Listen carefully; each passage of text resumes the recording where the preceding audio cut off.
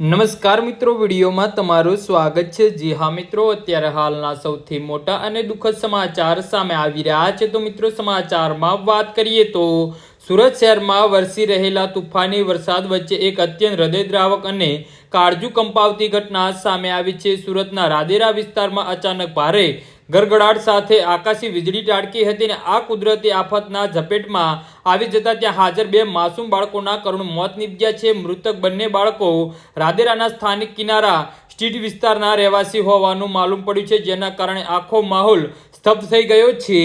જી હા મિત્રો, અત્યારે હાલના સૌથી મોટા અને દુઃખદ સમાચાર સામે આવી રહ્યા છે।